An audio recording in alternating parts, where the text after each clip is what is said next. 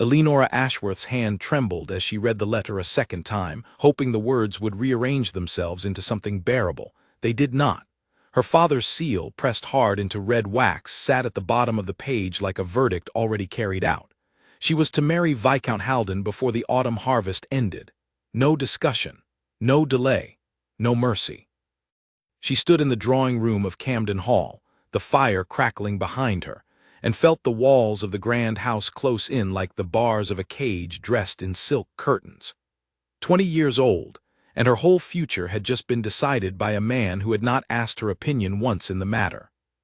"Father cannot mean this," she whispered to no one, though the housemaid dusting the mantel glanced at her with quiet sympathy and said nothing. Servants in this house had learned long ago that survival meant silence. Eleonora folded the letter and pressed it against her chest, as though she could stop her heart from breaking through sheer pressure.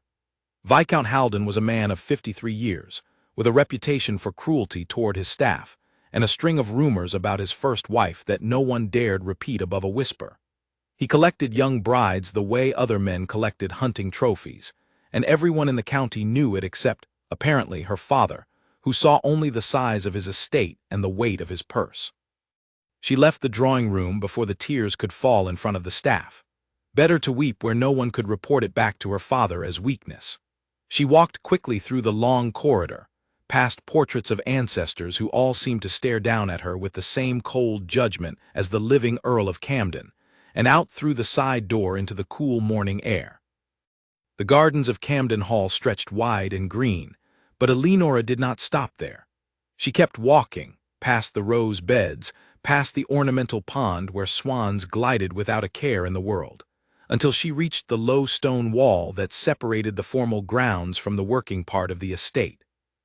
Beyond it stood the stables, plain and practical, smelling of hay and leather and horses, so different from the perfumed air of the house she had just fled.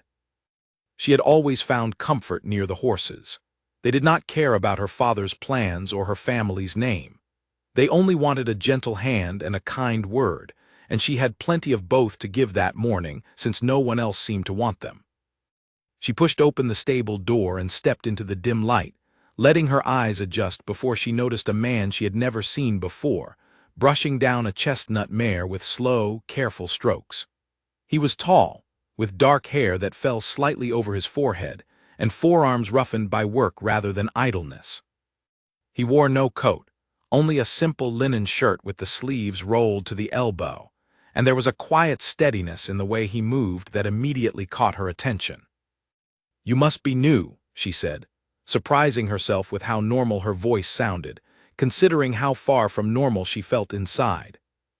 The man turned, and for a moment he simply looked at her, not with the nervous deference most staff showed when caught unexpectedly near the lady of the house, but with a calm, open curiosity that felt almost like being truly seen for the first time in weeks. "Started 3 days ago, miss," he said. "Name's Tom Hale." "Eleonora Ashworth," she replied, though of course he already knew who she was. Everyone on the estate knew the Earl's only daughter by sight. "I know, miss," he said, and there was the faintest hint of a smile at the corner of his mouth, though he quickly returned his attention to the mare, as if remembering his place. "Fine animal, this one, skittish around strangers, but she's settling." "That makes 2 of us," Eleonora said before she could stop herself. Tom glanced up again, and this time there was genuine curiosity in his eyes rather than polite indifference. "Rough morning, miss." She almost laughed at the understatement, though there was nothing funny about it. "You could say that." She had not intended to say more, but something about the stable, the smell of hay, the low murmur of horses shifting in their stalls, made the words come easier than they had in the drawing room. "My father has arranged my marriage. To a man 3 times my age, with a reputation I would not wish on my worst enemy."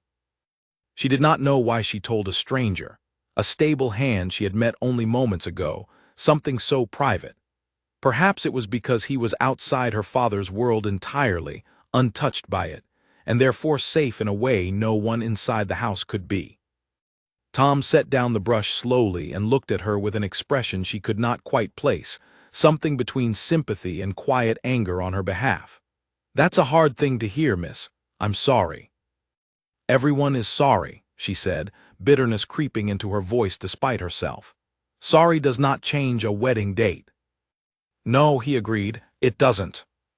There was something refreshing in his honesty. He did not try to comfort her with false promises the way the housemaids sometimes did, telling her that perhaps the Viscount would prove kinder than his reputation suggested, or that her father surely knew best. Tom simply let the truth sit between them, uncomfortable and real, and somehow that felt more respectful than any hollow reassurance. "You speak differently than I expected," she said, studying him more closely now. His voice carried none of the rough county accent common among the other stable staff, and his manner, though humble, held a certain composure she associated more with educated men than with laborers. Something flickered across his face, gone almost before she noticed it. "Traveled a fair bit before settling into this work, miss. Picked up all sorts of habits along the way." It was not quite an answer, but Eleonora did not press further. She had her own secrets to keep close, and it seemed only fair to let others keep theirs. "Will you tell anyone I came here," she asked, "about what I told you?" "Not my place to gossip about the family, miss," he said simply. "Whatever troubles you carry, they're yours to share or not." Relief loosened something tight in her chest. In a house full of watchful eyes and eager tongues, here was one person who offered her privacy without being asked twice. "Thank you, Tom Hale," she said, and meant it more deeply than the simple words could express. She stayed longer than she intended that morning, watching him work, asking small questions about the horses, learning that the chestnut mare was named Willow and had come to the estate only a month before. It was easy conversation, undemanding in a way nothing else in her life felt undemanding, and for a short while she forgot about wax seals and wedding dates and the weight of her father's expectations. When she finally returned to the house, her mother noticed the faint color in her cheeks and asked if she had been walking in the sun too long. Eleonora only smiled and said the fresh air had done her good, which was true, though not in the way her mother imagined. That night, lying awake in her bedroom with the letter from her father still sitting on her writing desk like an unwelcome guest, Eleonora found her thoughts drifting not to Viscount Haldon's cold reputation, but to a quiet, stable hand with steady hands and an honest voice. She told herself it meant nothing, that she had simply needed someone to listen, and he had happened to be there. But even as she tried to convince herself of that, a small, stubborn part of her heart already knew it was not quite the truth. Something had shifted that morning in the dim light of the stable, something she could not yet name and was not ready to examine too closely. Outside her window, the estate lay quiet under a rising moon, the stables dark and still, holding secrets of their own that Eleonora could not have imagined. She fell asleep with the ghost of an honest voice in her ears, unaware that her chance meeting with a simple stable hand would soon unravel everything she thought she knew about her future, her family, and the man she had begun, without meaning to trust. 3 weeks passed, and Eleonora found herself returning to the stables with a frequency that even she could not fully explain away as coincidence. She told her mother she needed fresh air for her nerves. She told the housemaid, Grace, that walking calmed her mind before difficult conversations with her father. Both excuses were true enough on the surface, yet neither captured the real reason her feet kept carrying her past the rose beds and the ornamental pond toward the low stone wall and the smell of hay beyond it. Tom Hale was always there, tending to the horses with the same quiet focus she had noticed on their first meeting. He never sought her out, never lingered near the house hoping to catch her attention, which somehow made his company feel safer than anyone else's in her life. There was no calculation in him, no hidden agenda the way there was with the young men her father occasionally invited to dinner, men who smiled at her with polite interest while their eyes drifted toward the size of her dowry. "You are here again, miss," Tom said one afternoon, not looking up from the saddle he was cleaning, though the faintest smile touched his mouth. "I find the stables peaceful," Eleonora said, settling herself on an overturned crate near the door, a spot that had quickly become her unofficial seat during these visits. "Peaceful?" he repeated, glancing at her sideways. "Most young ladies find horses and hay rather less than peaceful, miss. Truth be told, most young ladies don't come near the stables at all. Then I suppose I am not most young ladies. No, he said quietly, and something in the way he said it made her cheeks warm unexpectedly. You certainly are not. Their conversations had grown longer with each visit, stretching from a few careful words into easy, unguarded exchanges that Eleonora found herself thinking about long after she returned to the house. Tom asked about her days, and unlike her father, he listened to the answers as though they genuinely mattered to him. She asked about his past travels, though he remained frustratingly vague about the details, offering only fragments about distant cities and long roads without ever quite explaining how a man of such humble station had come to speak with the polish of someone raised among books and tutors. You dodge my questions rather skillfully, she observed one gray afternoon, watching him fit a new shoe onto one of the carriage horses with practiced, careful hands. A man's past is his own business, same as a lady's troubles are hers, Tom replied, though there was no sharpness in the words, only a gentle deflection that somehow made her more curious rather than less. That hardly seems fair. I have told you nearly everything about my situation, and you have told me almost nothing about yours. He paused in his work and looked at her directly, and for a moment something serious passed behind his eyes, a weight she could not identify. Perhaps someday I will tell you more, miss. When the time is right. She wanted to press further, but something in his expression suggested it would do no good, so she let the matter rest, filing away her curiosity for another day. Word of her frequent visits to the stables had not entirely escaped the notice of the household. Grace mentioned, with a knowing look that Eleonora chose to ignore, that the other servants had begun to whisper about the young lady's unusual fondness for the new stable hand. Eleonora dismissed the gossip outwardly, insisting there was nothing improper in her behavior, but privately she wondered if the servants saw something in her that she had not yet fully admitted to herself. The truth was, she looked forward to those afternoons more than she looked forward to anything else in her narrow, carefully managed life. While the rest of her days were filled with dress fittings for a wedding she dreaded, polite dinners with a father who barely acknowledged her opinions, and increasingly frequent visits from Viscount Haldon himself, the stables offered something rare, a place where she was simply Eleonora, not the Earl's daughter, not a future Viscountess, not a piece to be arranged on a chessboard of family alliances. Viscount Haldon's visits, in particular, had become a source of quiet dread. He arrived each time in an ornate carriage that seemed designed to announce his wealth to the entire county, and he spoke to Eleonora as though she were already his property rather than his intended bride. His compliments felt more like inspections, his smiles never quite reaching his cold gray eyes. You will make a fine Viscountess, he told her during one particularly unbearable dinner, his gaze traveling over her in a way that made her skin crawl beneath her fine silk dress. Though I confess I prefer my wives quiet. The last one talked far too much, and look how that turned out. The comment hung in the air like poison, and though her father laughed nervously and changed the subject, Eleonora felt a chill settle deep into her bones. She excused herself early that evening, claiming a headache, and did not stop walking until she reached the stables, even though the sun had already set and the grounds were bathed in the pale silver light of a rising moon.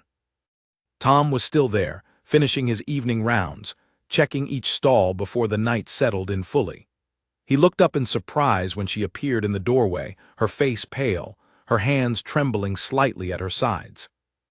Miss Eleonora, it's rather late for you to be out here alone. I could not stay in that house another moment, she said, her voice unsteady. She told him in halting words about the dinner, about Haldon's chilling remark, about the way her father had laughed it off as though nothing troubling had been said at all. Tom's jaw tightened as he listened, and though he said little, the protective anger simmering beneath his calm exterior was unmistakable. No woman should be spoken to that way, he said finally, his voice low and firm, least of all by a man who is meant to protect her. My father does not see it that way. He sees a title, a fortune, an alliance that benefits the family name. He does not see me at all. Tom stepped closer, close enough that she could see the concern etched plainly across his features in the dim lantern light. "I see you," he said simply. The words settled over her like warmth after a long, cold winter, and for a moment neither of them spoke, the silence between them charged with something neither was quite ready to name. "Why does that matter so much to me?" she whispered, more to herself than to him. "You are a stable hand, and I am the Earl's daughter promised to another man. None of this makes any sense." "No," Tom agreed softly. "It doesn't, and yet here we are." She looked up at him, searching his face for some sign that he felt the same confusing pull she did, and found it there, plain and unmistakable, in the way his eyes held hers without hesitation. It should have frightened her, the intensity of what passed between them in that quiet stable, surrounded by sleeping horses and shadows. Instead, it felt like the first honest thing she had experienced in months. "I should go back," she said, though she made no move to leave. "Before someone notices I'm gone." "You should," he agreed, though he too remained perfectly still. "But I'm glad you came tonight, glad you told me." "Why?" "Because carrying something like that alone is a heavy thing, miss. No one should have to carry it alone." She finally forced herself to step back, putting a necessary distance between them before she did something reckless, something that could not be undone. "Good night, Tom Hale." "Good night, Eleonora," he said, and it was the first time he had spoken her name without the formal title attached, and somehow that small omission felt more significant than anything else that had passed between them that evening. She walked back to the house slowly, her mind spinning with thoughts she was not yet ready to examine too closely, aware only that something fundamental had shifted inside her chest, something that had nothing to do with duty or family obligation, and everything to do with a quiet, steady man who saw her clearly when no one else in her life seemed to see her at all. Behind her in the stable, Tom stood in the doorway for a long while after she had gone, watching the darkened path she had taken back toward the great house, his expression troubled in a way that had nothing to do with horses or hay. He carried a secret of his own, one far larger than she could possibly imagine, and every day that passed made the weight of that secret heavier, and the fear of losing what was growing between them more real than he was prepared to admit, even to himself. The formal contract arrived on a Tuesday morning, delivered by Viscount Haldon's own solicitor, a thin, humorless man who set the papers on the Earl's desk with the satisfaction of a merchant closing a profitable sale. Eleonora was summoned to the study within the hour, and she walked in already knowing, with a sickening certainty, what awaited her. "Sign here," her father said, sliding the document across the polished wood toward her, not even bothering to look up from his own correspondence. "The wedding will take place in 6 weeks. Haldon wishes it settled before winter." Eleonora stared at the paper, at the elegant, cruel handwriting that reduced her entire future to a series of clauses and provisions, as though she were a parcel of land being transferred between estates. "Father, I have told you, I do not wish to marry this man." "Your wishes were never part of this arrangement," the Earl said, finally looking up, his expression carved from the same cold stone as the portraits lining the corridor outside. "This marriage secures our family's position for the next generation. You will do your duty, as every daughter of this house has done before you." "And what of my happiness, my safety? You have heard the rumors about his first wife, father." "Everyone has heard them." "Rumors," he scoffed, waving a dismissive hand. "Jealous gossip from lesser families envious of his fortune. You will sign the contract, Eleonora, or you will find yourself with no family, no home, and no prospects whatsoever. Choose wisely." She left the study with her hands shaking so badly she could barely close the door behind her, the threat ringing in her ears with terrible clarity. Her father had never spoken to her with such open cruelty before, and something inside her, some final thread of hope that he might yet relent, snapped completely in that moment. She did not go to her room. She did not seek out her mother, who would only offer sympathetic but useless words before reminding her that a wife's duty was obedience. Instead, her feet carried her, as they so often did now, straight to the stables, where she found Tom mending a length of leather harness by lantern light. the afternoon having already faded into early evening shadows. He took one look at her face and set down his work immediately. "What's happened?" "The contract," she said, her voice breaking despite her effort to remain composed. 6 weeks, Tom. He wants it done in 6 weeks, and my father threatens to disown me entirely if I refuse to sign. Tom crossed the small distance between them, and, for the first time since they had met, took her hands in his without hesitation, without the careful distance that propriety demanded between a lady and a servant. His hands were rough with work but gentle in their grip, and the simple contact steadied her trembling more than any words could have. "I cannot marry him," she said. "I would rather lose everything than spend my life bound to a man who speaks of his dead wife with such coldness. I would rather have nothing at all." "Then don't marry him," Tom said quietly.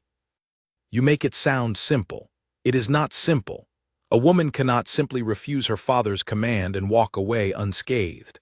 I have no money of my own, no property, no means of surviving outside this house." Tom was quiet for a long moment, his thumb tracing an absent, comforting circle against the back of her hand, his expression carrying a weight and seriousness she had rarely seen in him before. "What if you did not have to walk away alone?" Eleonora looked up at him, uncertain she had heard him correctly. "What are you saying?" "I'm saying I have watched you grow more trapped with each passing week, and I cannot stand by and watch a man who speaks of you as property claim you as his wife. I have very little to offer you, Eleonora. A small cottage, honest work, a life far simpler than the one you have known in this grand house. But it would be a life free of fear, a life where you would be seen and valued for exactly who you are."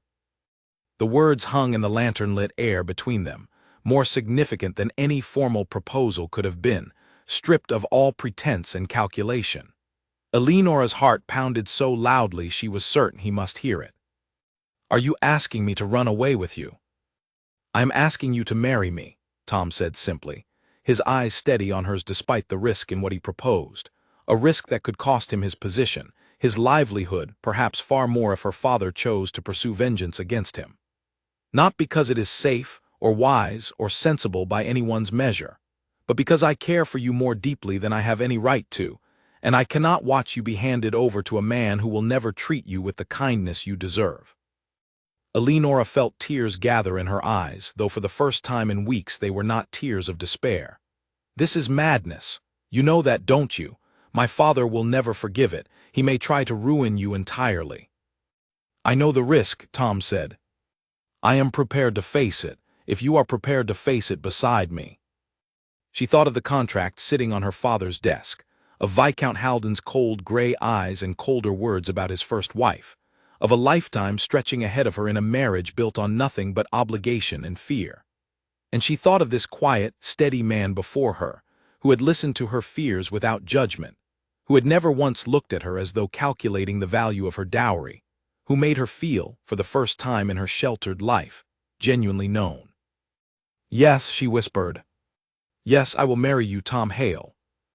A slow, relieved smile broke across his face, the kind of smile that reached all the way to his eyes, and for a brief, precious moment, all the fear and uncertainty of their situation faded into the simple joy of two people choosing each other freely. But the smile did not last long.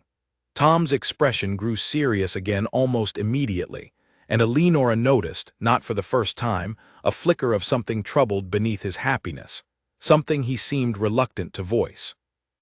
"There is something I should tell you," he began carefully, "before you commit yourself to this path."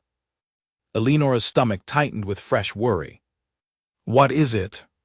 He hesitated, glancing toward the stable door as though checking they were truly alone, and for a moment she thought he might finally reveal whatever secret he had been guarding since their first conversation weeks ago. But then a noise sounded from outside, the distant crunch of gravel beneath careful footsteps, and Tom's expression shifted instantly into caution. "Someone's coming," he murmured, releasing her hands and stepping back with practiced speed. "We'll speak of it later, I promise. For now, we must plan carefully. If we are to do this, we must do it without arousing suspicion until it is already done." Eleonora nodded, pushing aside her curiosity in favor of the more urgent problem before them, though she resolved not to forget his unfinished confession. Together, in hurried, whispered tones over the following days, they devised their plan. Tom knew of a small parish 2 villages away, where a sympathetic vicar, an old friend from his traveling days, would ask few questions and keep their secret until they were ready to reveal it. They would need to leave at night, quietly, taking only what they could carry, and travel far enough that news would not reach Camden Hall before the marriage was already legally bound. Each stolen conversation carried its own danger. Eleonora had to invent excuses for her frequent absences, claiming headaches and long walks to explain time spent planning with Tom in the stables. She began setting aside small amounts of money from her modest allowance, hiding coins in the lining of an old traveling case she kept hidden beneath her bed. She wrote no letters explaining her intentions, fearing any written evidence might be discovered by a curious housemaid or, worse, by her father himself. The tension in the house grew unbearable as the wedding date drew nearer. Viscount Haldon visited twice more, each time speaking to her with the same possessive coldness that made her skin crawl, each time reinforcing her certainty that she was making the only choice that could save her from a lifetime of quiet suffering. Her father, meanwhile, grew increasingly impatient with what he perceived as her sullen resistance, warning her repeatedly that her behavior reflected poorly on the family and would not be tolerated much longer. Through it all, Tom remained a steady, calming presence, though Eleonora noticed the unfinished confession weighing on him more heavily as the days passed. Several times she caught him on the verge of speaking, only to see him pull back at the last moment, his jaw tightening with some internal struggle she could not fully understand. "Whatever it is," she told him one evening as they finalized the last details of their escape, "you can tell me. I have already chosen you, Tom. Nothing you say now will change that choice." He looked at her with an expression that mixed gratitude and lingering hesitation in equal measure. "I hope you mean that," he said quietly, "because when the truth comes out, I fear it may complicate things in ways neither of us can fully anticipate." "Nothing could be more complicated than what we are already attempting," she said, trying to lighten the sudden heaviness that had settled between them.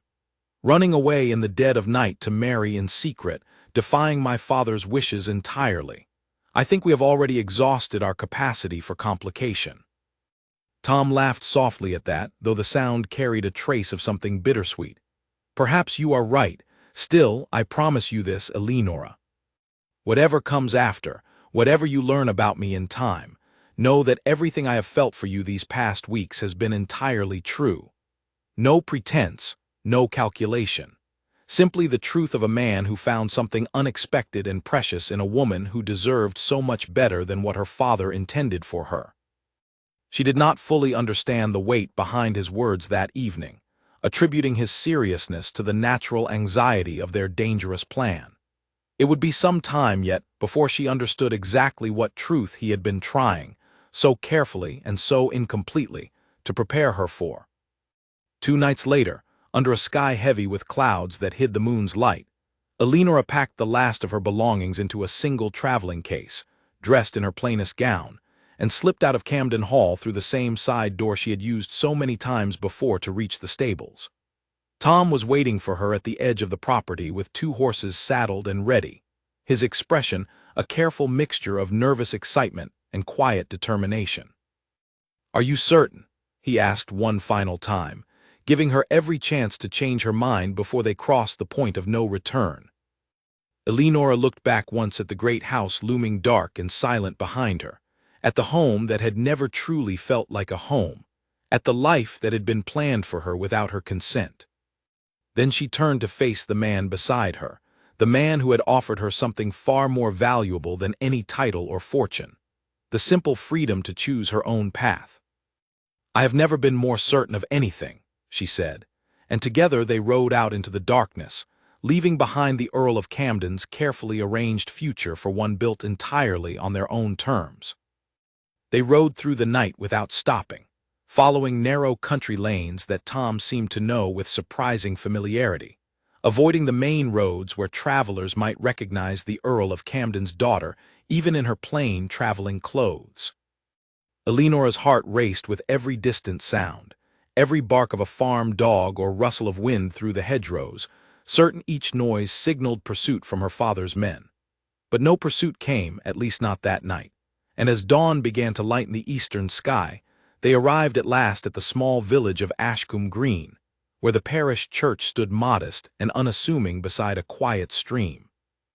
The vicar, an elderly man named Father Whitlock with kind eyes, and a stooped back from decades of service, greeted Tom with the easy familiarity of an old friend, though he asked remarkably few questions about the young woman accompanying him or the urgency of their arrival at such an early hour. "You said you might come one day," Father Whitlock said to Tom, glancing between the two travelers with a knowing look that suggested he understood far more than he let on. "I confess I did not expect it to happen quite this suddenly."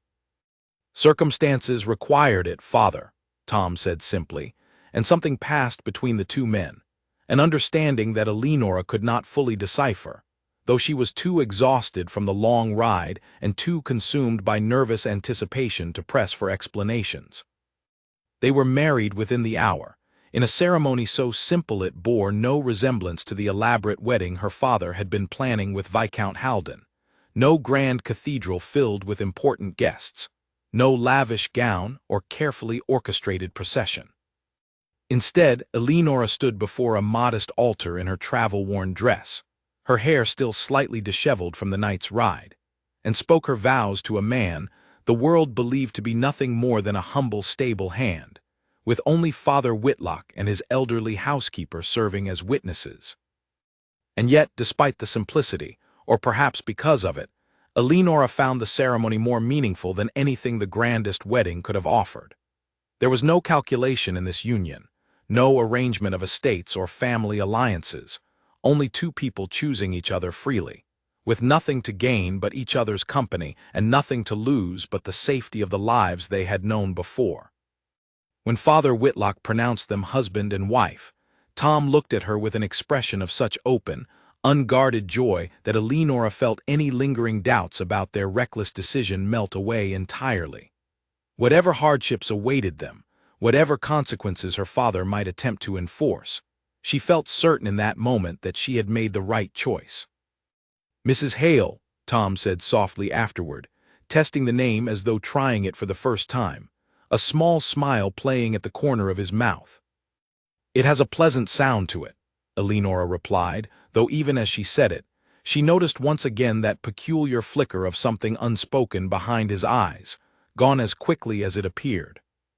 Father Whitlock offered them a simple breakfast before they continued on their journey, insisting they needed strength for whatever lay ahead, and as they sat together at his modest table, Eleanor found herself studying her new husband with fresh curiosity.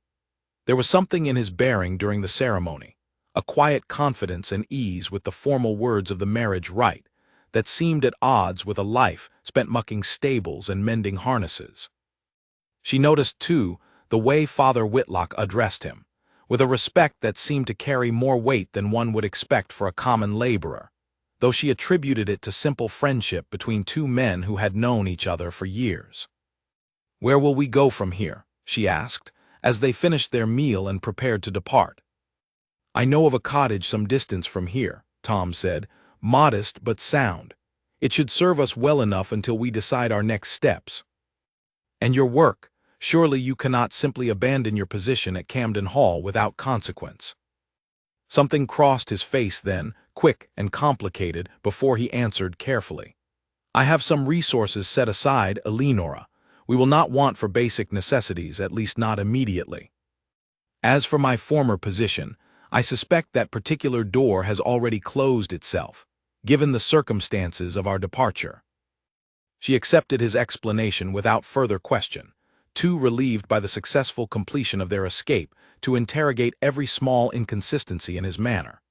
They thanked Father Whitlock warmly, with Tom pressing something into the old vicar's hand that Eleanor could not quite see, and continued their journey toward the cottage Tom had described, riding through a countryside that seemed, to Eleanor's exhausted but hopeful eyes, more beautiful than any landscape she had known before.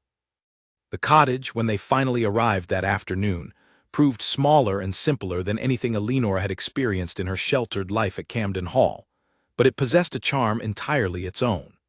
Ivy climbed the stone walls in thick green waves, and a small garden, overgrown but full of promise, surrounded the modest wooden door.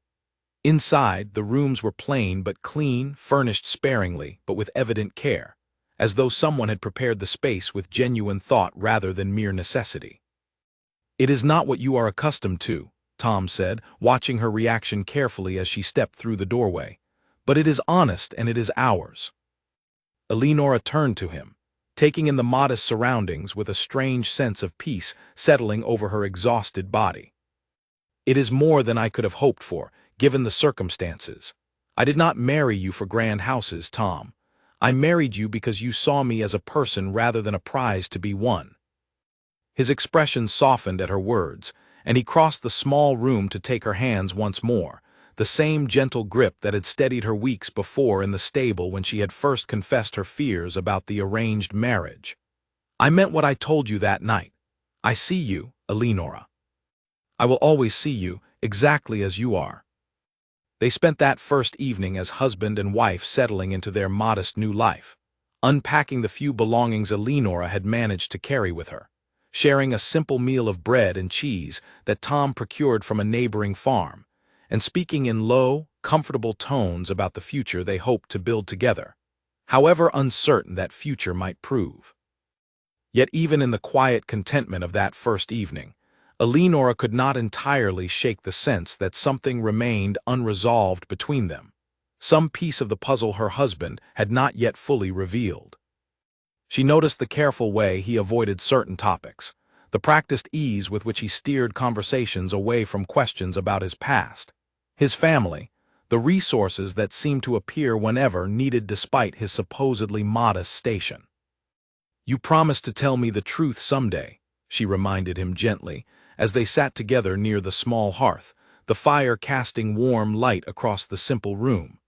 "About whatever it was you hesitated to share back before we left Camden Hall." Tom was quiet for a long moment, staring into the flames with an expression she could not fully read. "I did promise that," he acknowledged finally, "and I intend to keep that promise, Eleanor, but not tonight. Tonight I simply want to enjoy being your husband, without the complications that truth might bring. Can you grant me that much time?" She studied his face, searching for any sign of deception or dishonesty, and found none, only a genuine plea for a small measure of peace before whatever difficult conversation awaited them. "A little time," she agreed. "But not forever, Tom. I deserve to know the truth about the man I have married." "You do," he said solemnly, "and you will know it, I promise you that, soon." They did not speak further of it that night, allowing themselves instead the simple pleasure of their new life together, however humble its beginnings. But as Eleanor drifted toward sleep later that evening, safe in the modest cottage that now served as her home, she could not entirely quiet the small voice of curiosity, and perhaps a trace of unease, wondering exactly what truth her husband continued to guard so carefully, and whether her decision to trust him so completely had been wisdom or reckless folly. Outside, the countryside lay peaceful and undisturbed beneath a sky finally clearing of clouds, offering no hint of the storm that would soon arrive from Camden Hall, where the Earl had just discovered his daughter's empty bedroom, and the note she had left explaining, in careful but resolute words, that she had chosen her own path at last. The Earl of Camden's roar echoed through the halls of his great house with such force that the windows seemed to tremble in their frames.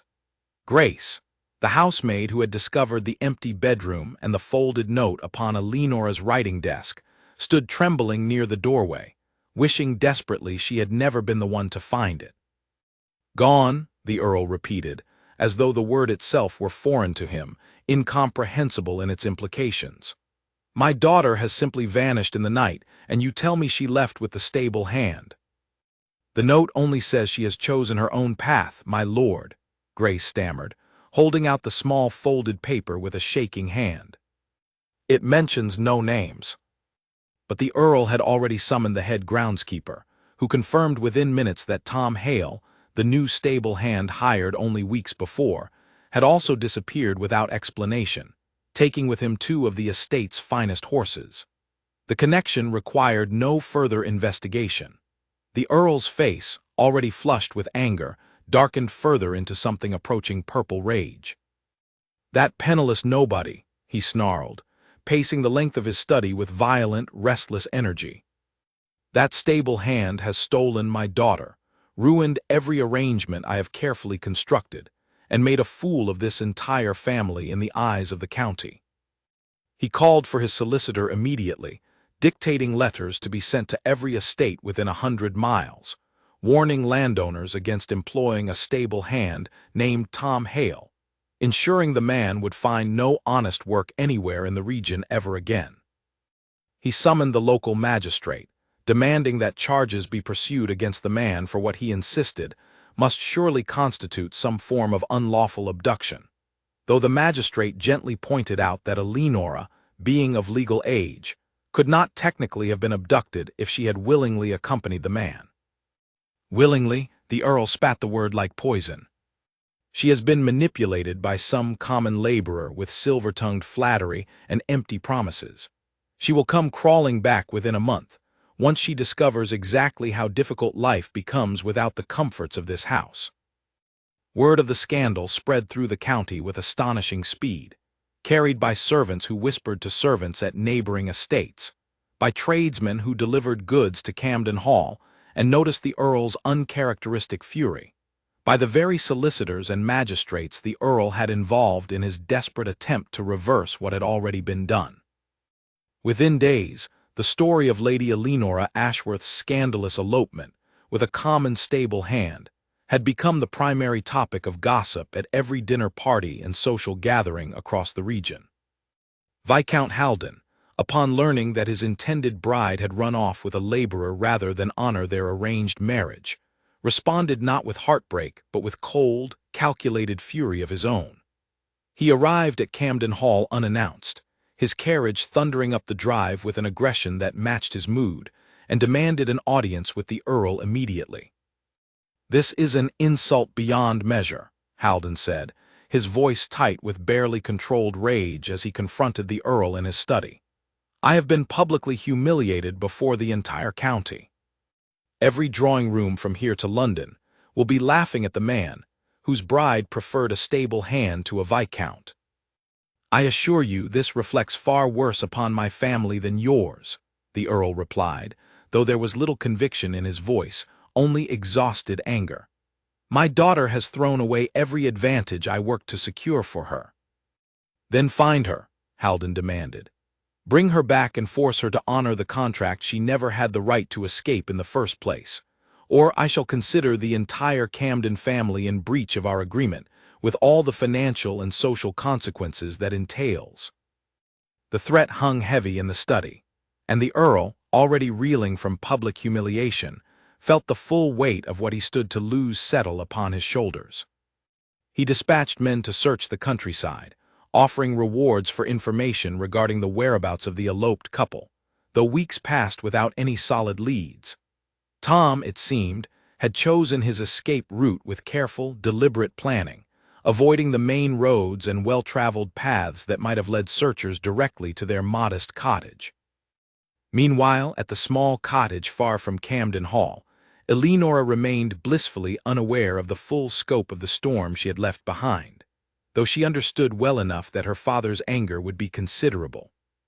She occupied herself with the practical challenges of her new, simpler life, learning to manage a household with far fewer resources than she had known before, though she found unexpected satisfaction in the honest work required of her. Tom proved endlessly patient in teaching her the skills she lacked, showing her how to tend the small garden that surrounded their cottage, how to prepare simple meals over the modest hearth, how to mend and maintain the few possessions they owned, rather than simply replacing them as she had done her entire life without a second thought. There was something deeply satisfying in this new competence, in learning to rely on her own hands rather than the labor of servants she had barely acknowledged before. "You are adapting remarkably well," Tom observed one afternoon, watching her carefully tend to a row of vegetables in their garden, her once delicate hands now bearing the small calluses of honest work. "I confess I worried you might find this life too difficult to bear." "I find it liberating," Eleonora admitted, wiping a smudge of soil from her cheek and smiling up at him. "For the first time in my life, everything I accomplish is genuinely mine, earned through my own effort rather than simply granted by virtue of my birth." Yet despite her growing contentment with their simple life, Eleonora could not entirely ignore the practical concerns that occasionally crept into her thoughts during quiet moments. Their resources, while sufficient for the present, would not last indefinitely, and she worried privately about how they might sustain themselves in the months and years ahead, particularly once winter arrived and the small garden could no longer supplement their meager funds. She raised the concern gently one evening, not wishing to burden Tom with worry but feeling it necessary to address their future practically. "Tom, I do not mean to trouble you, but I have wondered how we intend to manage once the resources you set aside are exhausted. Winter approaches, and I confess some anxiety about our prospects." Tom's expression grew thoughtful, and once again she noticed that familiar flicker of hesitation crossing his features, the same reluctance she had witnessed several times before whenever conversations approached certain unspoken truths. "I have given this considerable thought, Eleonora. There are resources available to us that I have not yet fully explained, matters I have delayed discussing longer than I should have, out of a desire to simply enjoy our happiness together without complication." "Then perhaps now is the time," she said gently, sensing that whatever truth he had promised to reveal could no longer be reasonably postponed. "I have given you the patience you asked for, Tom. I believe I have earned the right to understand fully who I have married." He nodded slowly, setting down the tool he had been using to repair a section of their garden fence, and looked at her with an expression that mixed nervousness with something like relief, as though the burden of his secret had grown too heavy to continue carrying alone. "You are right. I have delayed this conversation far longer than fairness allows. There is much I have not told you about my life before I arrived at Camden Hall, about the true nature of my circumstances and my resources." Eleonora felt her heart begin to race, uncertain whether to feel anticipation or dread at the revelation that seemed finally imminent. "Tell me, then. Whatever it is, I am ready to hear it." But before Tom could speak further, the sound of an approaching carriage interrupted the moment, wheels crunching against the narrow country lane that led toward their modest cottage, a sound so out of place in their quiet rural existence that both of them turned immediately toward the source of the disturbance with matching expressions of alarm. A finely appointed carriage, far too grand for the humble surroundings, drew to a stop before their gate, and a well-dressed man Eleonora did not recognize stepped down, glancing at a piece of paper in his hand before looking up at the cottage with evident satisfaction, as though he had finally located something long sought after. "Forgive the intrusion," the man said, approaching with the confident bearing of someone accustomed to important business. "I have been searching for some days now. Might I inquire whether I am addressing the man known locally as Tom Hale?" Tom's expression shifted immediately from nervous vulnerability to careful, guarded composure, and Eleonora watched with growing confusion and alarm as her husband straightened his posture in a manner that seemed almost unconsciously commanding, entirely unlike the humble, stable hand she had known for weeks. "You are," Tom said, his voice carrying an authority Eleonora had never heard from him before. "Though I suspect you already know that, given how thoroughly you have searched." The stranger's face broke into a relieved smile, and he actually bowed, with a formality that seemed absurdly out of place for a simple, stable hand. "Your Grace, thank heavens. The household has been in considerable distress over your extended absence.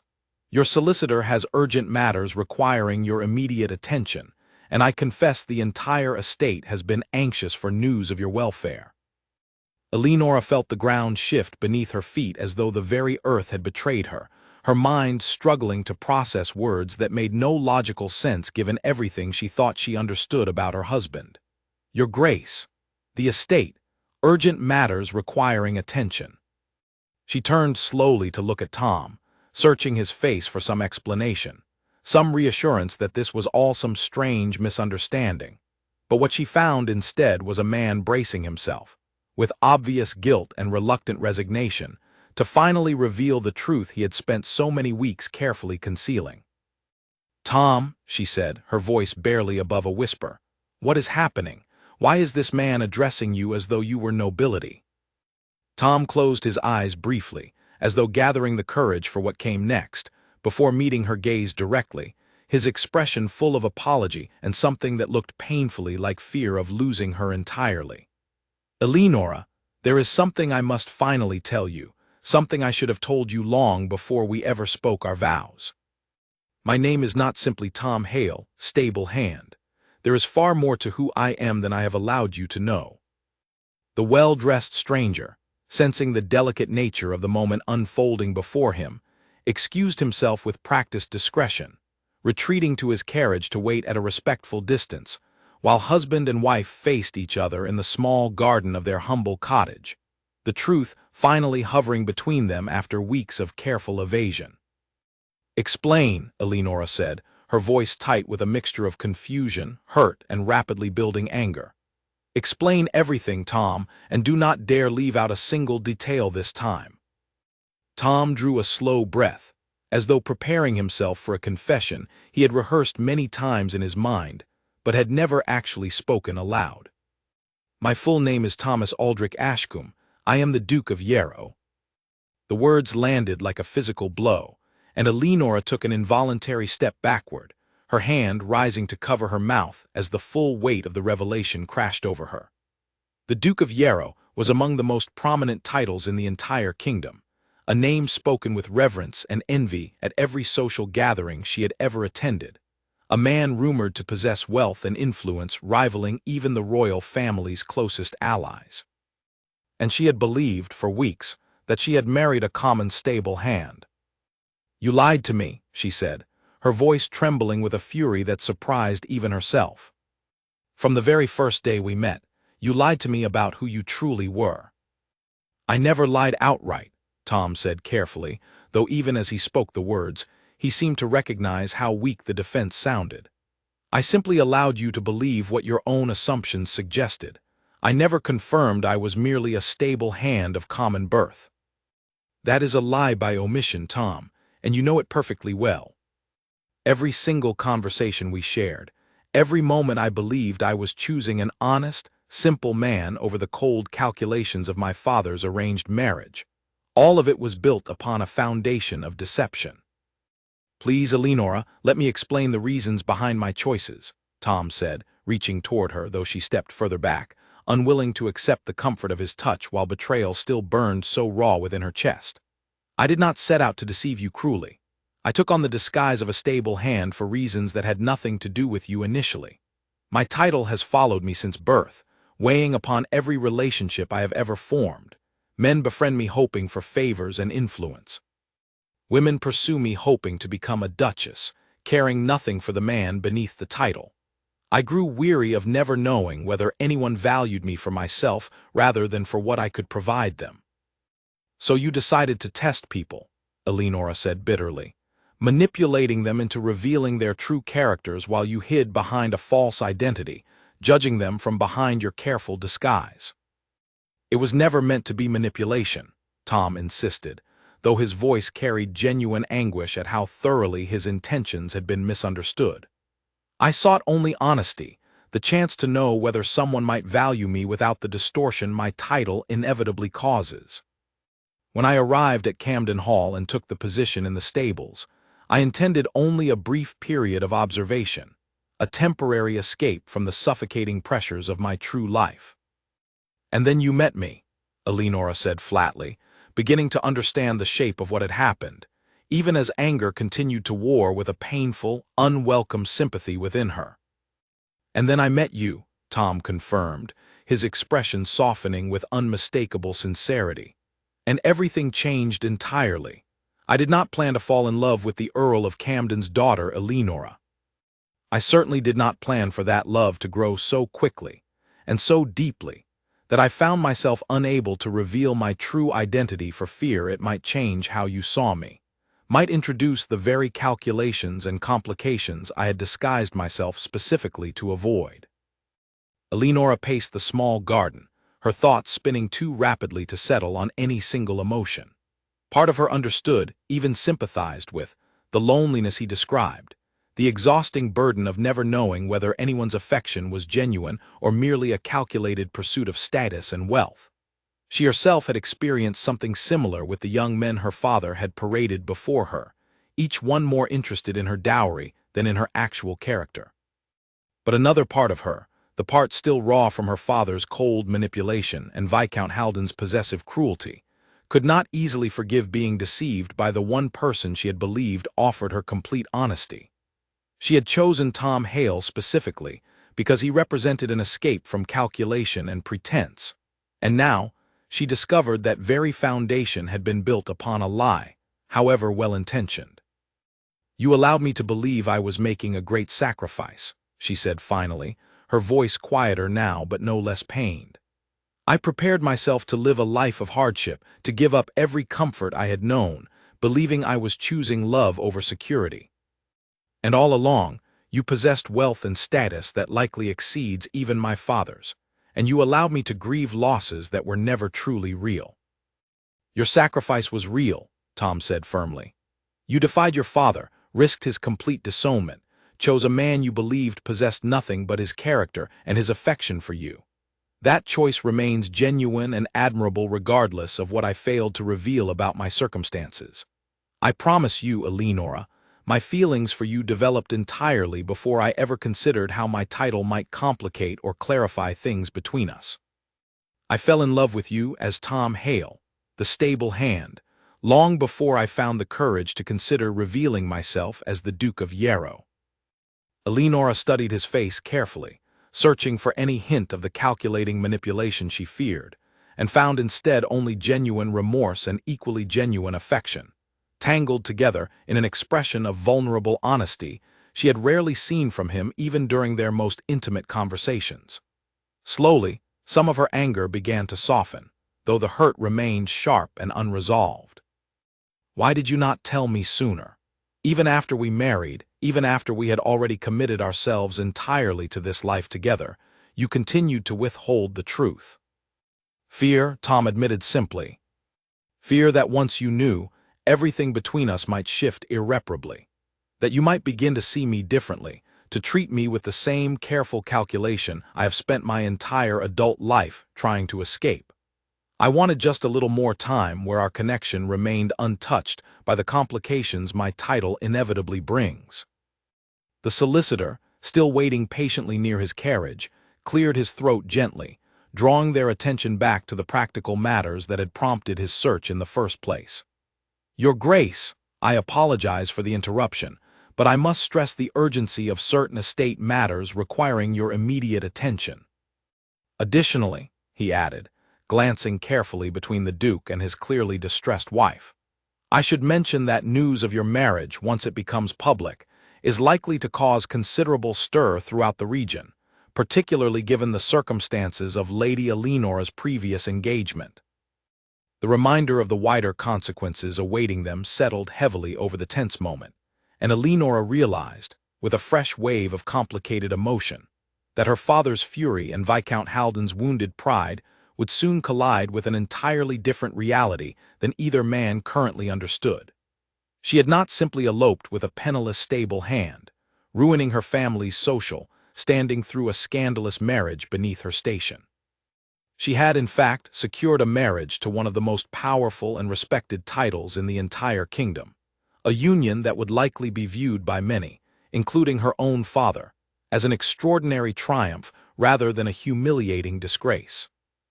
The irony was not lost on her, and despite her lingering hurt, she felt an unexpected laugh bubble up unexpectedly at the absurdity of the situation.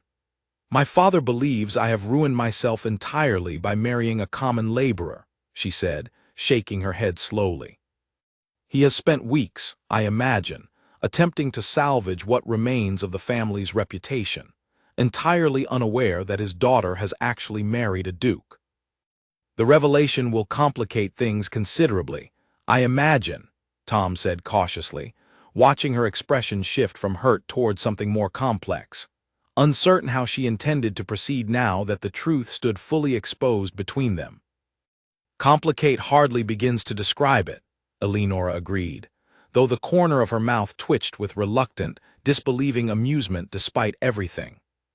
"Tell me, Your Grace, is there anything else about your true identity I should know before this situation grows any more complicated than it already has?" Tom, or rather Thomas, allowed himself a small, hopeful smile at her use of the formal title, sensing perhaps the first sign that forgiveness, however cautious and conditional, might yet be possible. "Only that everything else I told you remains entirely true, Eleonora. My admiration for your courage, my respect for your intelligence, my genuine affection that grew into something far deeper than I ever anticipated feeling for anyone. None of that was fabricated for the sake of my disguise."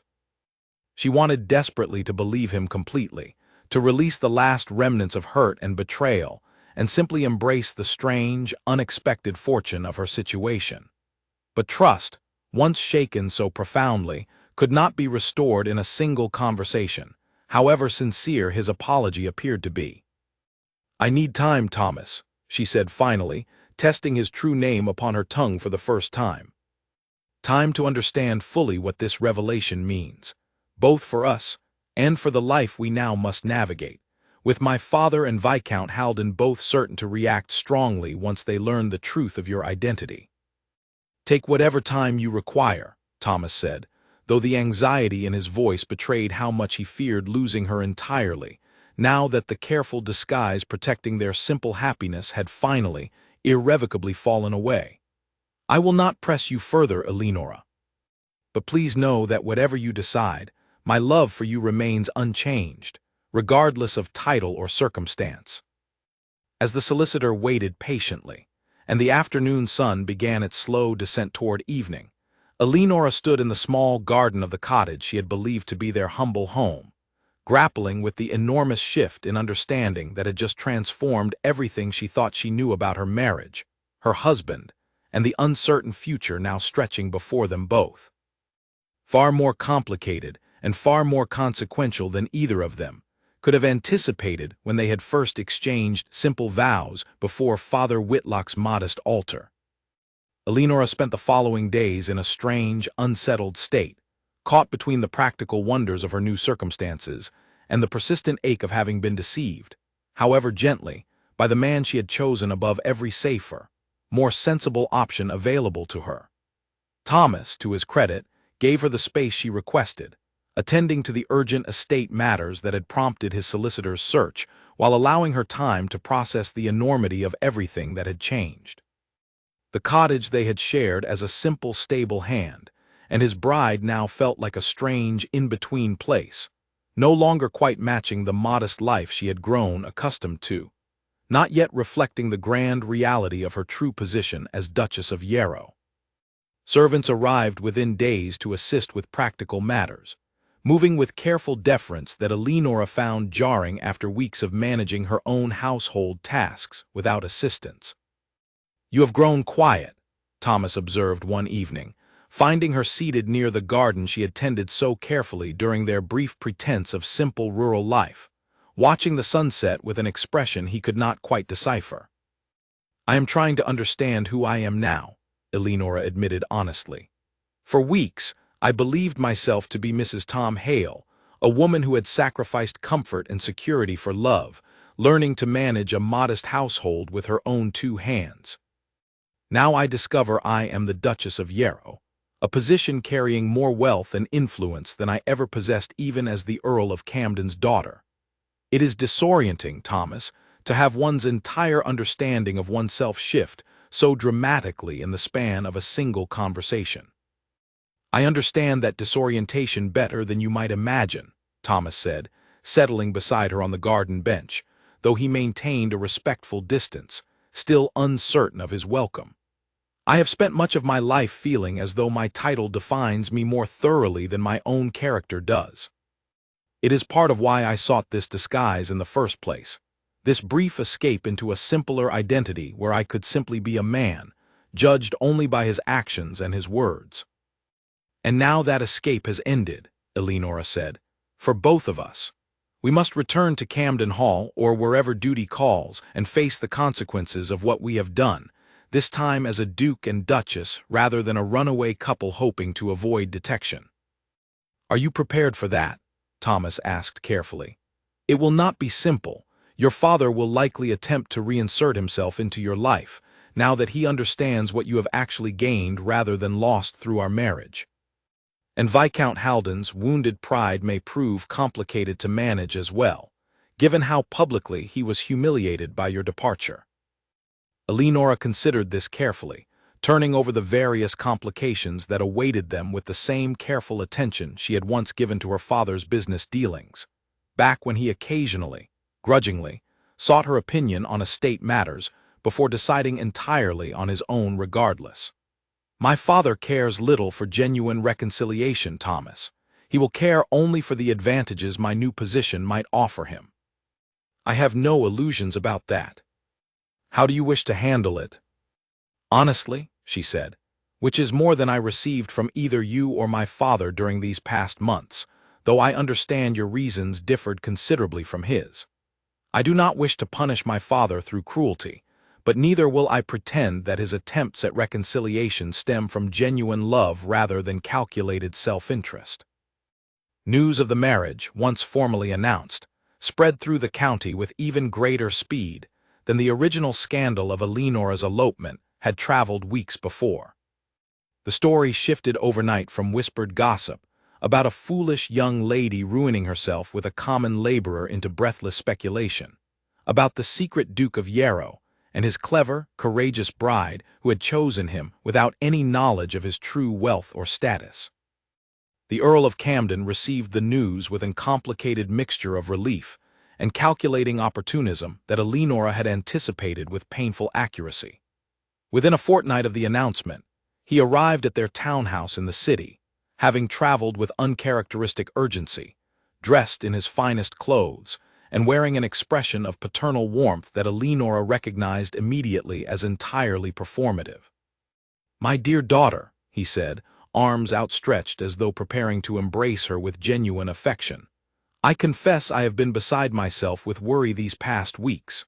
Thank heavens you are safe, and married so well, though I must say, your methods were rather unconventional." Eleonora did not step into his embrace, remaining instead at a deliberate distance, her expression carefully neutral despite the anger simmering beneath the surface. "Unconventional, father. You threatened to disown me entirely if I refused to marry a man whose own solicitor could not deny rumors surrounding his first wife's death. I would call my methods necessary rather than merely unconventional." The Earl's warm expression flickered briefly, betraying his discomfort at having his previous cruelty so plainly stated, before he recovered his composure with practiced smoothness. "Circumstances were different then. I could not have known you would find such an extraordinary match through your own initiative. Surely you can understand my earlier concerns were born from a father's natural desire to secure his daughter's future, or from a father's desire to secure advantageous alliances for the family name, regardless of his daughter's genuine happiness or safety," Thomas interjected, stepping forward to stand beside Eleonora with quiet, protective firmness. "I have heard a great deal about the pressure you placed upon your daughter, Lord Camden, both from Eleonora herself and from others familiar with the circumstances of Viscount Haldon's proposed contract." The Earl's gaze shifted toward Thomas, calculation evident in his eyes as he clearly recognized the futility of maintaining hostility toward a man who now held far more power and influence than he himself possessed. "Your Grace, I meant no disrespect. I merely wished to express my genuine joy at my daughter's fortunate circumstances, and my hope that we might repair whatever distance has grown between us during this unfortunate misunderstanding." "Misunderstanding," Eleonora repeated, unable to keep the disbelief from her voice. "You called it my duty to marry a man with a documented history of cruelty toward his household, father. You threatened complete disownment when I expressed reasonable fear and reluctance. There was no misunderstanding in your intentions, only a father willing to sacrifice his daughter's well-being for social and financial advantage." The Earl's composure finally cracked slightly under the weight of her direct accusation, though he attempted one final appeal, his voice softening into something approaching genuine desperation. "Eleonora, please. Whatever mistakes I made stemmed from concern for this family's future, for your future among a world that offers little security to women without proper alliances.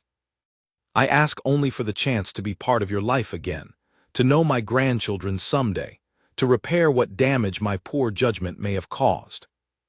Eleonora looked at her father for a long, considering moment, weighing the genuine pain still lingering from his earlier cruelty against whatever small kernel of authentic feeling might exist beneath his obvious opportunism. She thought of the weeks spent believing herself entirely alone in her defiance, of the threat of complete disownment that had nearly convinced her to accept a marriage that would have brought her nothing but suffering. "I will not pretend the past several months did not happen, Father," she said finally, her voice steady and clear. "I will not pretend your threats caused me no lasting pain, or that I have forgotten how easily you were prepared to sacrifice my happiness and safety for financial advantage. But I am also not interested in maintaining bitterness indefinitely. If you wish to be part of my life moving forward, it will be on my terms, built on honesty rather than calculation, and it will take considerable time before I can trust that your interest in reconciliation stems from genuine love rather than renewed opportunism."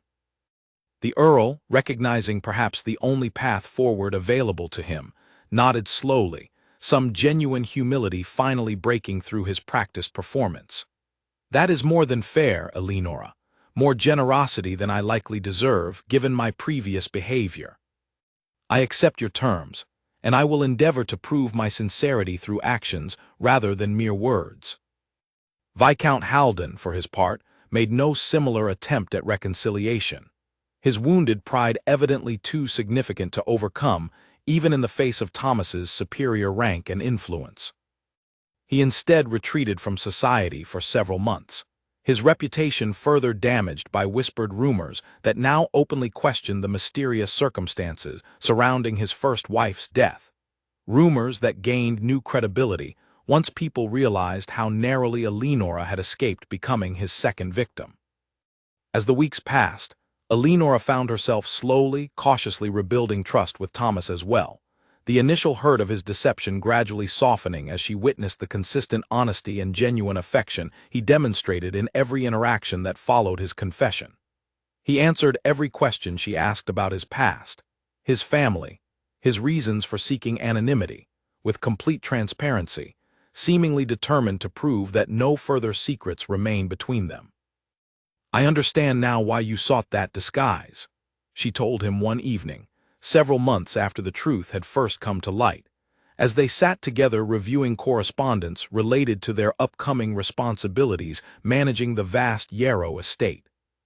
"I cannot say I approve entirely of the deception, but I understand the loneliness that drove you to it. I experienced something similar myself, surrounded by suitors who valued my dowry far more than my character." "Does that mean you have forgiven me?" Thomas asked, hope evident in his voice despite his attempt to maintain composure. "It means I am working toward forgiveness," Eleonora said honestly, reaching to take his hand in a gesture that felt significant after months of careful, measured distance. "I fell in love with a stable hand who listened to my fears without judgment, who saw me as a person rather than a title or a fortune. I am gradually learning that the Duke of Yarrow is the very same man, and that discovery makes forgiveness considerably easier than I initially believed possible." Thomas brought her hand to his lips, relief and renewed affection evident in every line of his expression. "Thank you, Eleonora. I promise you, whatever challenges we face as Duke and Duchess, I will never again allow deception, however well-intentioned, to come between us." Outside their window, the vast grounds of the Yarrow estate stretched toward the horizon, a landscape far grander than the modest cottage garden where their marriage had truly begun. Yet Eleonora found herself grateful for that humble beginning, for the weeks spent believing herself married to nothing more than an honest, hard-working man. That foundation, however built upon incomplete truth, had taught her something invaluable about the character of the man she had chosen, a lesson that would serve her well as she stepped fully into her new role as Duchess of Yarrow. A position she now understood she had earned not through birth or calculation, but through her own courageous defiance and genuine capacity for love. The Grand Hall of Yarrow Manor had not hosted a formal gathering in nearly a decade, not since the previous duke's passing had left the estate under careful, quiet management, while Thomas grew into a title he had never fully wished to inherit. Now, on a crisp autumn evening nearly a year after Eleonora had first walked into a humble stable and met a man calling himself Tom Hale, the manor blazed with candlelight, preparing to welcome the county's most prominent families to celebrate the formal presentation of the new Duchess of Yarrow. Eleonora stood before a tall mirror in her private chambers, studying her reflection with a sense of quiet wonder that had not entirely faded, even after months of adjusting to her new life. The gown she wore, deep emerald silk that complemented her dark hair and caught the candlelight with every movement, bore little resemblance to the plain traveling dress she had worn on the night of her elopement. Yet she found herself thinking of that simpler garment often, a reminder of the choice she had made before any knowledge of titles or fortunes had complicated her decision. "You look every inch the Duchess," Thomas said from the doorway, watching her with open admiration as she turned to face him. He too had transformed considerably from the rough-handed stable worker she had first encountered, dressed now in fine tailored clothes befitting his true station, though she noticed with quiet satisfaction that his eyes held the same steady warmth they always had, regardless of what he wore. "I confess I still feel occasionally like an imposter in these grand rooms," Eleonora admitted, smoothing the silk of her gown with hands that, despite months back in comfort and ease, still remembered the honest calluses earned during their brief simple life together. "Though I suppose that feeling will fade with time." "Perhaps," Thomas said, crossing the room to stand beside her, taking her hand gently in his. "Or perhaps that small discomfort serves a valuable purpose, reminding us both never to forget the lessons learned during our time in the cottage. I would not trade those weeks for anything, Eleonora, whatever grandeur surrounds us now."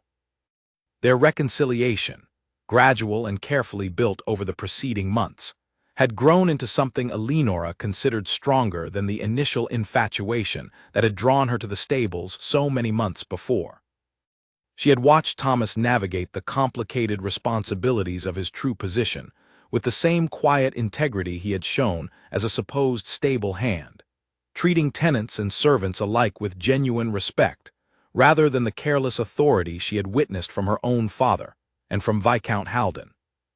The Earl of Camden had, in the months since his initial visit, made consistent efforts to prove his sincerity, visiting occasionally with genuine interest in Eleonora's new responsibilities rather than obvious calculation, though she remained appropriately cautious in fully trusting his transformation.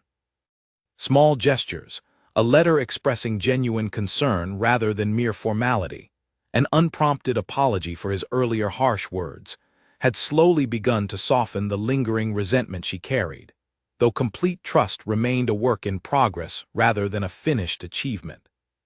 Viscount Haldon, meanwhile, had quietly departed for an extended stay on the continent, his reputation too damaged within English society to maintain his previous social standing once rumors about his first wife gained renewed scrutiny. Eleonora felt no particular satisfaction in his downfall, only relief that she had escaped a fate that might have proven far more dangerous than mere social embarrassment. As guests began arriving that evening, filling the grand hall with laughter and conversation, Eleonora found herself observing the gathering with a perspective shaped entirely by her unusual journey to this position. She noticed which guests approached her with genuine warmth, and which merely sought advantage through association with the powerful Yarrow name, a distinction she had learned to recognize during her weeks living as a simple stable hand's wife, when she had experienced firsthand the difference between calculated flattery and authentic connection. "Your Grace," said Lady Marchmont, an elderly widow known throughout the county for her sharp wit and equally sharp observations, I confess I find your story remarkable. To have chosen a man believing him penniless, only to discover him among the wealthiest men in the kingdom. Fortune has smiled upon you rather generously. Fortune had little to do with it, my lady, Eleonora replied, smiling warmly despite the presumption embedded in the comment. I made my choice based on character rather than circumstance. The title and fortune came as a surprise I neither sought nor required for my happiness. Lady Marchmont studied her for a long moment, something shifting in her expression from polite curiosity toward genuine respect. A rare perspective among the ladies of our acquaintance, your grace. I dare say Yarrow chose more wisely than most men of his station manage. As the evening progressed, Thomas remained close beside her, introducing her to distant relatives and important allies with evident pride, never once making her feel as though she required correction or guidance in navigating this unfamiliar world of aristocratic obligation. When conversations grew tedious or overly focused on matters of status and wealth, he would catch her eye across the room with the same quiet understanding they had shared during their simple evenings in the cottage garden, a silent reminder that the connection between them remained rooted in something far more genuine than the glittering surroundings might suggest. Later that evening, when the formal celebrations finally quieted and most guests had departed for the night, Eleonora and Thomas stood together on the manor's expansive terrace, looking out over grounds illuminated by a bright autumn moon, the vast Yarrow estate stretching before them in peaceful silence. "Do you have any regrets?" Thomas asked quietly, watching her carefully as though genuinely uncertain of her answer despite the months of rebuilt trust between them. Eleonora considered the question seriously, thinking back over the entire remarkable journey that had brought her to this moment, from her father's cruel ultimatum through weeks of secret conversations in a humble stable, through a simple elopement and the painful revelation of her husband's true identity, through months of careful reconciliation and gradual rebuilding of trust. "No regrets," she said finally, turning to face him fully, her expression open and honest in a way that mirrored the very first conversation they had shared so many months before. "I chose defiance over obedience, and that choice led me somewhere I never could have anticipated. I lost nothing of true value in that choice, Thomas, only gained a life built on genuine partnership rather than calculated arrangement. Even considering the deception I practiced upon you, however unintentional its beginnings." "Even considering that," Eleonora confirmed. "Because in the end, everything essential about the man I fell in love with remained true, regardless of the title attached to his name. You listened when no one else did. You saw me clearly when my own father barely acknowledged my existence beyond my usefulness in securing advantageous alliances. That truth matters more than any temporary confusion caused by your disguise." Thomas pulled her gently closer, his expression full of quiet gratitude and renewed devotion. "I promise you, Eleonora, whatever years lie ahead of us, I will spend them proving myself worthy of the trust you have so generously extended, worthy of the courage you demonstrated when you chose a stable hand over every safer, more sensible option available to you." "You already have proven yourself worthy," Eleonora said softly, "many times over in ways both large and small. I did not marry a duke, Thomas. I married a man of genuine character, one who happened to also carry a title I never sought and never required for my happiness." As they stood together beneath the autumn moon, the vast estate that now constituted their shared future stretching peacefully before them, Eleonora reflected on the extraordinary path that had led her to this moment. She had defied her father's cruel command, chosen love over security, and discovered along the way that the very qualities she valued most in a partner, honesty, kindness, genuine respect, existed independently of wealth or title, though she had certainly not anticipated the remarkable fortune of finding both true character and considerable status combined within the same unexpected man. Her story, once whispered through the county as a cautionary tale of a foolish young lady's reckless elopement, had transformed instead into something far more inspiring. Proof that genuine love, chosen freely without calculation or coercion, could triumph even against the most rigid expectations of family and society. Eleanora Ashworth, once merely the Earl of Camden's daughter destined for a marriage of convenience and quiet suffering, had become instead the Duchess of Yarrow through her own courageous choice. A woman who had defied her father's command and discovered, entirely by accident, that true love and genuine fortune were not always mutually exclusive after all. 3 years passed, and the Yarrow estate had grown accustomed to the sight of its duchess walking the grounds each morning, often unaccompanied by servants, a habit that had scandalized the older staff initially, but had since become simply another beloved eccentricity of a woman the tenants had grown to trust and admire. Eleanora had used her position not merely to enjoy the comforts of wealth, but to establish a small school for the children of tenant farmers, insisting that education should not remain the privilege of the fortunate few, a project Thomas supported wholeheartedly, remembering his own years of careful education that had shaped him into a man capable of genuine compassion despite his elevated birth. Their household had grown as well, with the arrival of a daughter, Margaret, whose dark curls and steady gaze reminded Eleanora daily of the man she had married, and a son, young Edmund, barely a year old, whose easy laughter filled the halls of Yarrow Manor with a warmth the grand house had rarely known during the previous duke's more formal era. The Earl of Camden, in the years following his daughter's marriage, had continued his slow, careful path toward genuine reconciliation, visiting his grandchildren with evident joy that seemed increasingly authentic rather than calculated, though Eleanora still watched him with the practiced caution born of earlier betrayal. He had never fully explained the depth of his earlier cruelty, but his consistent presence and gentle patience with young Margaret had gradually earned him a measure of trust that Eleanora had once believed impossible to extend again. It was during a quiet evening in early spring, as Eleanora sat in the Manor's private library reviewing correspondence related to the tenant school's expansion, that a letter arrived bearing news that would test the peace they had carefully built over the preceding years. The letter came from a distant cousin of Thomas's, a man named Charles Ashcombe, who held a modest claim to the Yarrow title through a complicated line of succession that had never before required serious consideration, given Thomas's clear and undisputed inheritance. The letter explained, in careful legal language, that certain documents had recently surfaced suggesting irregularities in the succession following the previous duke's death, irregularities that Charles Ashcombe's solicitors believed might grant him a legitimate claim to at least a portion of the Yarrow estate and title. Eleanora read the letter twice, her hands growing cold despite the warmth of the library fire, before seeking out Thomas in his study to share the alarming news. "This is absurd," Thomas said, reading the letter with mounting frustration, though Eleanora noticed a flicker of genuine concern beneath his initial dismissal. "My inheritance was thoroughly examined and confirmed by the finest solicitors in the kingdom following my father's passing. There can be no legitimate irregularity."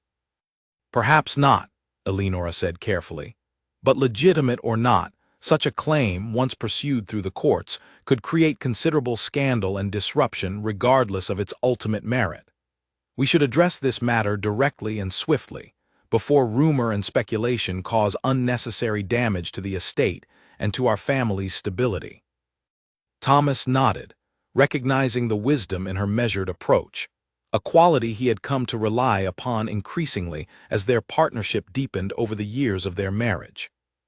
Together, they summoned their most trusted solicitor, a sharp, meticulous man named Frederick Lowry, who had served the Yarrow estate faithfully since before Thomas's birth and possessed intimate knowledge of every document related to the family's complicated history. Lowry's investigation, conducted with careful discretion over the following weeks, revealed that Charles Ashcombe's claim rested upon a deliberately misinterpreted reading of an old family document, one that had been carefully worded generations earlier to prevent exactly this sort of opportunistic challenge. Charles, it emerged, had accumulated substantial gambling debts and had sought this desperate legal maneuver as a means of securing funds through either a successful claim or, more likely, through a quiet settlement offered simply to avoid the expense and scandal of prolonged litigation. "He hopes we will pay him to disappear quietly," Thomas said, reviewing Laurie's findings with a mixture of relief and lingering anger at the audacity of the scheme. "Rather than risk any public challenge to my legitimacy, however weak his actual claim proves to be." "Will you pay him?" Eleonora asked, watching her husband carefully, curious to see how he would navigate this test of the very principles they had built their marriage upon, principles of honesty, and refusing to bow to manipulation regardless of its source. Thomas considered the question seriously before answering. "No, I will not reward dishonest manipulation with quiet payment, regardless of the scandal it might temporarily avoid. We built our marriage upon honesty, however imperfectly I honored that principle in our earliest days together. I will not now compromise that same principle simply to avoid temporary discomfort." Instead, Thomas and Eleonora chose a different path entirely, one that drew upon the very lesson their own unusual courtship had taught them about the value of transparency over calculated concealment. Rather than settling quietly or fighting the claim through prolonged, secretive litigation, they invited Charles Ashcombe to Yarrow Manor directly, along with independent solicitors capable of verifying the family documents beyond any reasonable dispute. The confrontation, when it finally occurred, proved far less dramatic than Charles had perhaps anticipated. Faced with clear, independently verified evidence dismantling his claim entirely, and confronted directly by a duke and duchess who refused either intimidation or quiet bribery, Charles's confidence collapsed rapidly into embarrassed retreat. "I meant no true harm," he stammered, once the full weight of the evidence against his claim had been presented. "I simply found myself in difficult circumstances and believed this path might offer relief without genuine cost to anyone." "Deception always carries a cost, Mr. Ashcombe," Eleonora said quietly, though not unkindly, remembering her own painful journey toward understanding that particular truth. Even deception born from desperation rather than malice. "I would suggest, rather than pursuing further schemes built upon manipulation, that you consider honest solutions to your financial difficulties. Perhaps my husband might be persuaded to offer modest assistance, not as payment for abandoning your false claim, but as genuine charity extended to a distant relative facing genuine hardship." Thomas glanced at his wife with evident surprise and admiration at her suggestion, before nodding his agreement. "Eleonora speaks wisely, as she often does. I have no interest in destroying you entirely, Charles, whatever foolishness led you to this scheme. But any assistance I offer will be given openly, honestly, tied to genuine need rather than serving as quiet payment for your silence and retreat." Charles, humbled considerably by the unexpected generosity extended despite his attempted deception, accepted the offer with genuine gratitude, and the matter concluded not with bitter litigation and lasting scandal, but with a quiet resolution that somehow strengthened rather than diminished the Yarrow family's standing throughout the county, as word spread of the Duke and Duchess's principled, transparent handling of the delicate situation.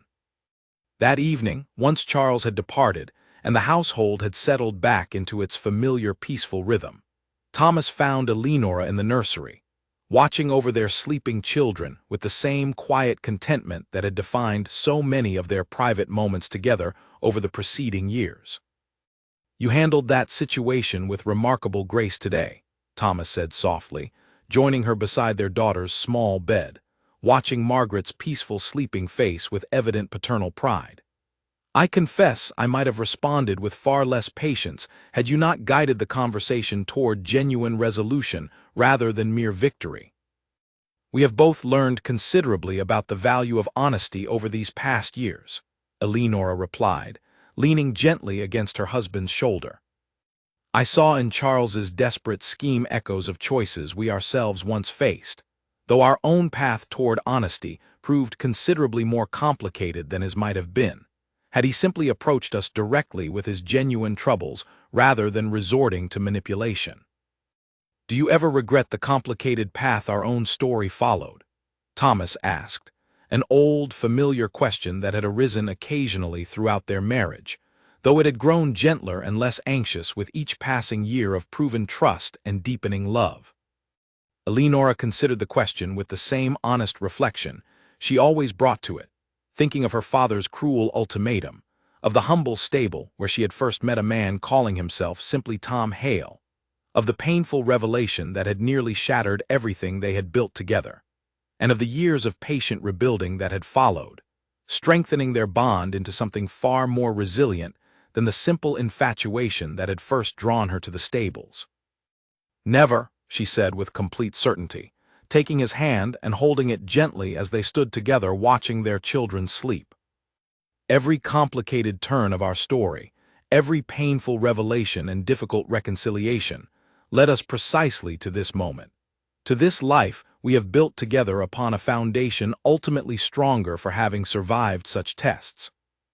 I would not trade a single difficult chapter of our journey, Thomas, not even the painful weeks following your true identity's revelation, because each challenge taught us something essential about trust, about honesty, and about the genuine partnership we now share. Outside the nursery window, the vast Yarrow estate lay peaceful beneath a clear spring sky, the same estate that had once seemed impossibly distant from the simple cottage where their marriage had truly begun. Yet Eleonora understood now, with the wisdom earned through years of genuine partnership, that the grandeur surrounding them mattered far less than the honest foundation upon which their love had ultimately, and rather remarkably, been built. She had defied her father's cruel command years before, choosing a simple stable hand over a wealthy viscount, never imagining the extraordinary journey that single act of courage would set into motion, a journey that had tested them both profoundly, yet had ultimately proven that genuine love, however complicated its beginnings, could weather any storm when built upon the unshakable foundation of honesty freely chosen, again and again. Long after the initial deception that had once threatened to unravel everything they held most dear.